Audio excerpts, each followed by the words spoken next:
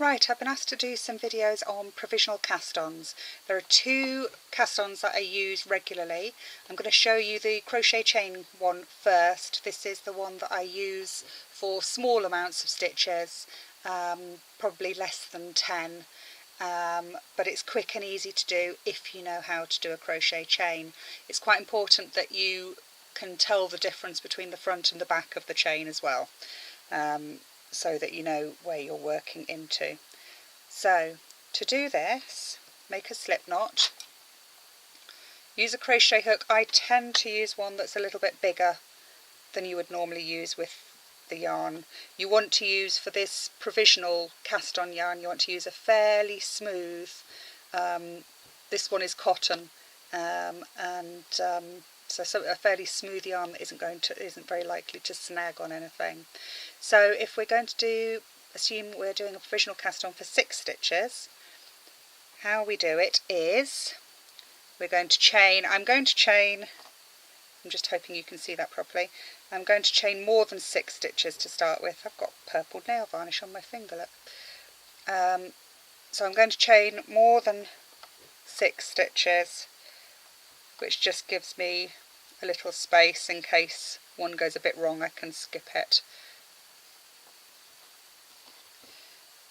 I don't have anyone to help me take this video, so if I go out of shot I will try very hard not to. Okay, we've got far more than 6. You can tell that you can see that reasonably well is the front. It's fairly smooth, and as we turn it over, that's the back. The bumps along there are often called purl bumps. The reason that we're using a crochet chain is that if you pull it from the right side, it undoes itself beautifully with no fuss. Just pops one chain out of the other. So that means that when we're undoing the provisional cast on, it just undoes itself very easily. So I'm going to cut the yarn.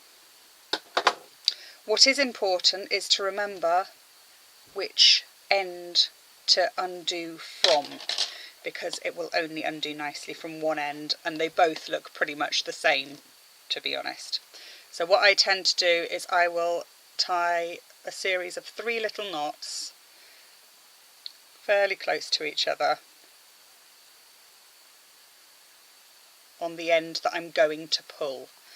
It's quite easy to make one knot accidentally, which is why I tend to do 3, because that would be quite a series of accidents. So 3 knots. So I know that that's the end to pull from. How to do the actual provisional cast on: use the yarn that you're going to be using. I've just got some, not a very good choice actually. It's a very uneven yarn, this one. Right, I'm going to leave a few spares just in case anything gets pulled by mistake. I'm going to go in underneath one of the purl bumps from front to back, just trying to see how you can see that best. There we go. And yarn is going to get wrapped around and just pulled through. So this is my working yarn. Okay, so I'm going to drop the tail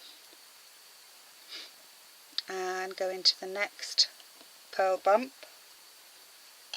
So I'll try and show it a little more clearly. There we are. There's 2. I'm working on a rather strange angle here, so sorry if it all looks a bit ungainly. There's 3. Next one. Make sure that you don't split the yarn as you're going through, because that will stop your chain from unravelling all smoothly, and you'll have to cut it, and it can get more difficult than it has to be. So there's 5, and 1 more, wrap around and pull up the stitch. Okay, so I've now got 6 stitches, and you can see there, it's just trying to focus, hold on, you can see a little row of V's where the provisional cast on is. I'm just going to knit a couple of rows for you, and then I'll show you how to undo it. I'll see if I can pause this. Hold on one sec. Okay, so I've knit just a few rows of stocking stitch, and the point of doing a provisional cast on like this is very often it'll be used for something like the band on a hat. So you'll knit and then you'll join up, you'll end up with live stitches like these, and you want to join them to live stitches at the bottom by grafting. So to do that, what you'll need to do is find your end of the yarn with the knots, that's the end to undo. So, excuse me, I have tried to lift up the camera so you can see a little bit better. So first of all we need to undo that, and what we should find is that these simply, hopefully if I've done it right, can you see each one as I pull it out, each one has a perfect little live stitch ready to be picked up. There's a little knot there we go. Ready to be picked up. What you'll see as well is that there are 5 full stitches plus 1 half stitch. So you'll just pick up the half stitch on the end and treat that as a normal stitch. Okay, so that's how you get your live stitches ready to go, and just pick up your live stitches and graft away.